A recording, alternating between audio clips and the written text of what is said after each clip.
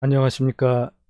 제이모 신학원론 저자, 교회 제이모 센터 주식회사 대표, 제이모 그리스도 군사를 양육하고 훈련시켜서 땅끝까지 주님의 복음의 사역을 위하여 파송하는 그리스도 군사기지 제이모 센터장입니다.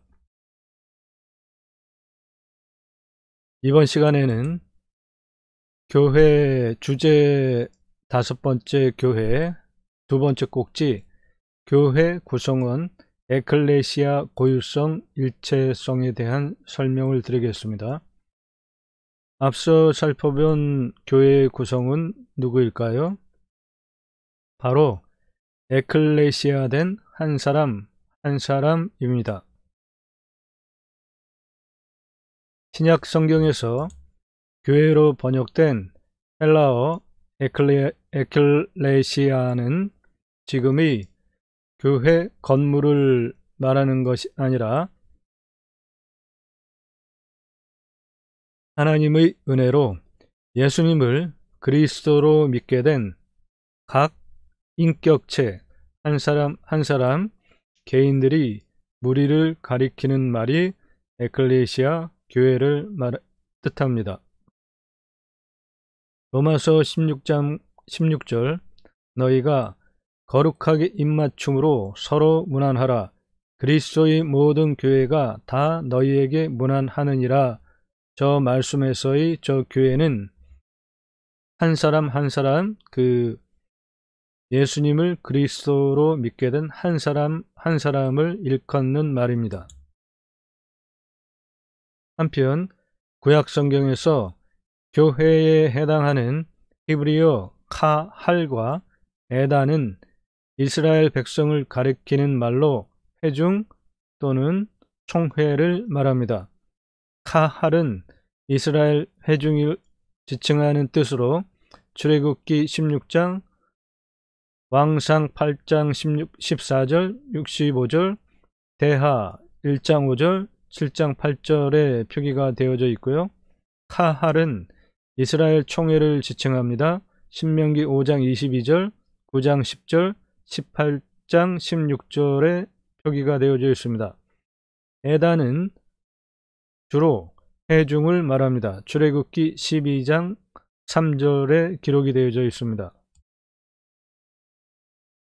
교회를 일컫는 헬라어 에클레시아는 독립적인 고유성과 공동체로서의 일체성을 포괄합니다. 이 개념이 매우 중요한데요. 독립적인 고유성, 각각 개인의 독립적인 고유성, 그리고 그 개인이 모인 공동체로서의 일체성을 포괄하는 의미가 에클레시아입니다. 앞서 교회 정의에서 살펴본 회, 한자로 교회 정의를 했었죠. 먼저 시간에 이 회, 모일회의 모이다는 어떤 목적을 이루기 위한 여러 사람의 모임이었죠. 이 한자 회에 대한 설명 앞 시간에 설명을 드렸죠. 여기서 여러 사람을 구성하는 그 한 사람은 누구일까요? 그 한 사람은 바로 에클레시아 된 한 사람을 말합니다. 헬라어 에클레시아는 에크, 바크로와 칼레오, 부르다의 합성으로 불러냄을 입은 자, 부르심을 받은 자, 택하심을 받은 자, 초대받은 자를 말합니다.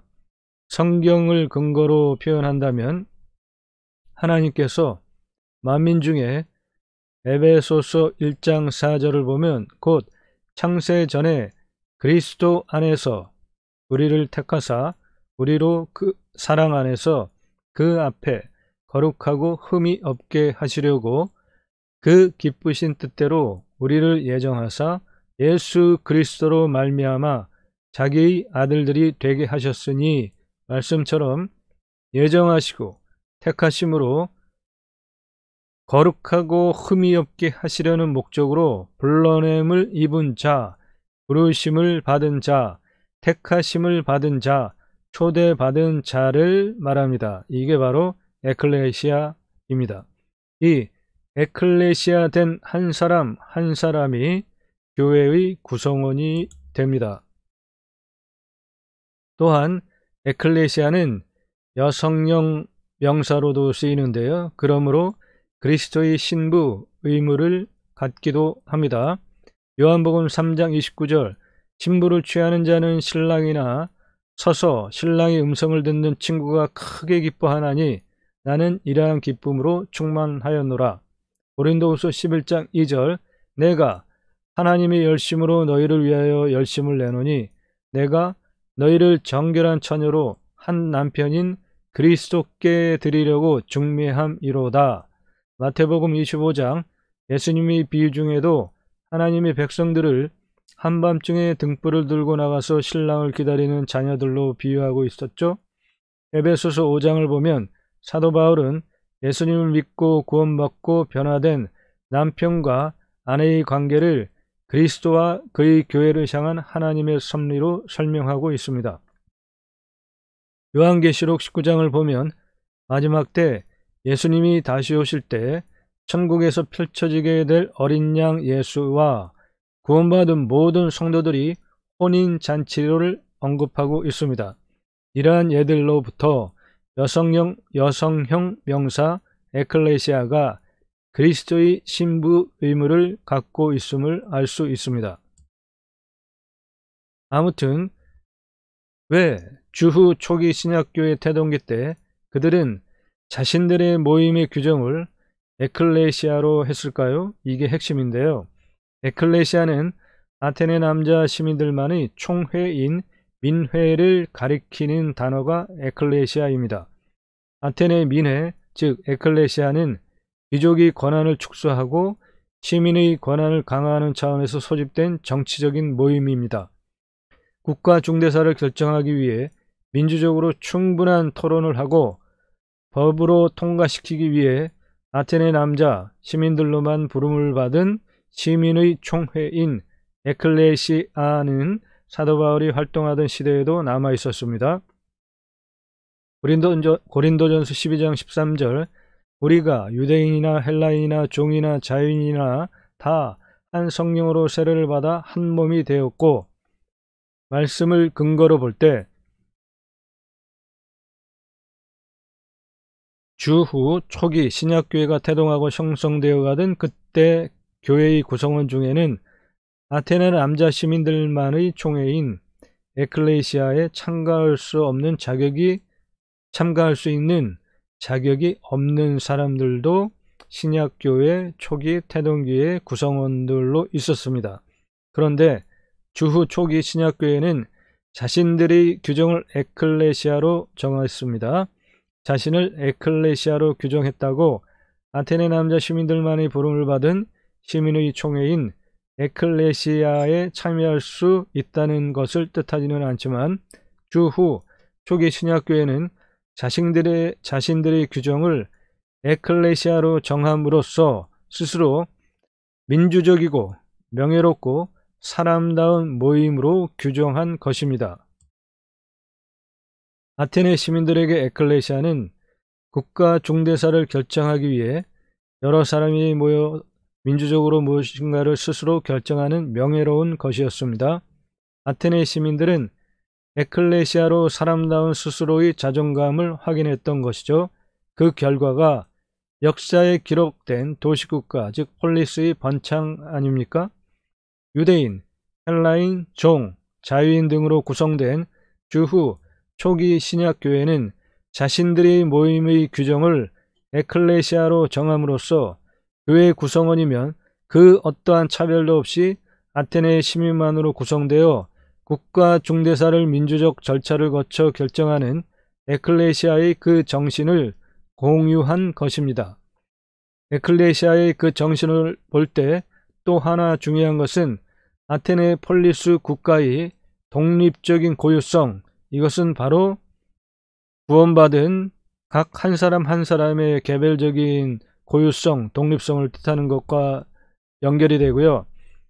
공동체로서의 일체성, 이것은 그 폴리스 국가들이 모여서 연합으로 그 외세의 침략과 뭐 대적을 할 때 공동 전쟁을 치르거나 뭐 그런 것들이 있었죠. 그런 것 같이 교회도 구원받은 그 각각의 개인의 독립성과 그 고유성을 기반으로 교회 공동체의 어떤 목적을 향하여 가는 일체성이 필요한 것이죠. 이렇게 독립적인 고유성과 공동체로서의 일체성은 삼위일체 하나님의 성품입니다. 주후 초기 신약교회 구성원은 각각의 독립적인 고유성과 공동체로서의 일체성은 삼위일체 하나님의 성품과도 닮아 있습니다. 삼위일체 하나님의 속성은 성부 하나님, 성자 하나님, 즉 예수 그리스도, 그리고 성령 하나님 각 위가 독립적으로 고유하시며 삼위일체 하나님 공동체로서의 일체성을 갖고 사역을 하시지 않습니까? 이 독립적인 고유성과 공동체로서의 일체성 두 속성은 주후 초기 신약교회 및 이 시대 신약교회 부흥의 핵심이 됩니다. 독립적인 고유성은 하나님이 형상대로 창조되던 때, 창조받던 때 나만의 고유한 모든 것이죠. 그리고 성령님께서 은사로 내게 주시는 것이 있죠. 나는 이 나됨으로 하나님께 영광을 올려드리도록 나를 하나님께서 만드신 것입니다. 반면에 공동체로서의 일체성은 각 개인이 독립적인 고유성을 신약교회 공동의 목표를 향해 갈 때 필요한 속성입니다. 에베소서 4장 12절 이는 성도를 온전하게 하여 봉사의 일을 하게 하며 그리스도의 몸을 세우려 하심이라. 여기서 그리스도의 몸은 에베소서 1장 23절 교회는 즉 그리스도의 몸이니 라는 말씀을 근거로 신약교회를 말합니다. 이 공동체로서의 일체성은 내 안에 내주하시는 성령님이 견인하심의 동사역, 즉 성령님의 이끄심, 견인, 이끄심에 동사역 합력해서 즉 순종으로 따르는 동사역으로 견인, 참고 내가 인내하는 것 견인되면 성령님께서 교통하심으로 하나님 나라 확장을 위해 만물 안에서 충만하게 역사하심으로 공동체로서의 일체성으로 견인해 가십니다. 성령 하나님께서 구체적으로 교회의 머리 되시는 그리스도 안에서 통일되게 견인 이끌어 가십니다. 에베소서 1장 10절 하늘에 있는 것이나 땅에 있는 것이 다 그리스도 안에서 통일되게 하려 하심이라. 아테네 폴리스의 번창을 가능하게 했던 에클레시아의 독립적인 고유성과 공동체로서의 일체성 두 정신을 공유하기 위해 주후 초기 신약교회가 스스로의 정체성을 에클레시아로 규정했음을 반드시 중시해야 합니다.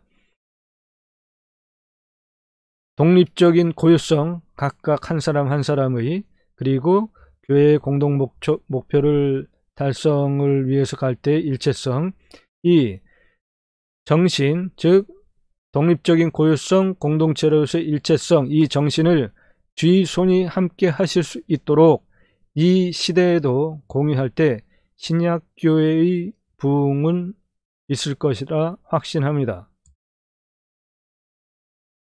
결국 교회를 일컫는 에클레시아는 독립적인 고유성과 공동체로서의 일체성을 포괄하는 것으로 정의해도 무리가 없습니다.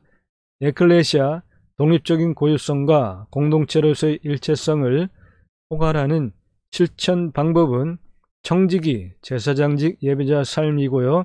이 제이머 신학원론 상권중권 학원의 핵심 주제는 성경을 신앙하는 핵심 주제 청지기, 제사장직 예배자 삶을 말하고 있죠. 그 신앙 열매 제이머 삼중직은 첫째, 그리스도인이라 일컬어지는 예배자 삶. 보다 구체적으로 말씀드리면 내 삶의 신앙의 증거들을 통해서 하나님께서 기뻐하시고 사람에게도 칭찬받음으로 인하여서 다른 사람들이 나를 보고 비로소 예수 믿는 자가 많네, 비로소 그리스도인이라 일컬어 줄 때 그것이 바로 그리스도인이라 일컬어지는 예배자 삶이죠. 그것을 통해서 복음의 교도보가 확보가 됩니다. 두 번째는 축복명령 수행 예배자 삶. 창세기 1장 28절 하나님께서 하나님의 형상대로 창조하신 사람에게 복을 주시며 충만하라, 정복하라, 다스리라. 이것이 축복명령입니다. 우리가 먹고 사는 문제와도 관련이 있고 축복명령 하나만으로도 신앙 안에서 먹고 사는 방법을 모두 풀어드릴 수 있습니다. 그것이 바로 제이머 신학원론 중권 전체의 내용입니다. 세 번째는 주님께서 그리스도 사역을 다하시고 죽으셨죠.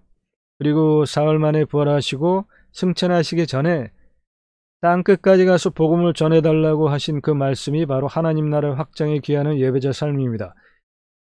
제이머 삼중직은 그리스도인이라 일컬어지는 예배자 삶, 축복명령 수행 예배자 삶, 하나님 나라 확장에 기여하는 예배자 삶, 이렇게 세 가지가 제이머 삼중직입니다. 다음 시간에는 주제 5번째, 교회에 대한 세 번째 꼭지, 누구에 의하여 어디로부터 에클레시아, 다음 시간에 다루겠습니다. 제이머 신학원론 저자가 설명드리는 제이머 신학원론 강의 이 시간 구독과 좋아요 하시면 올바른 신앙, 종교인이 아닌 올바른 신앙인으로서 바른 신앙을 할 수 있는 신학적 지식, 정보, 신앙적 지식, 정보를 배워 가실 수 있습니다. 감사합니다.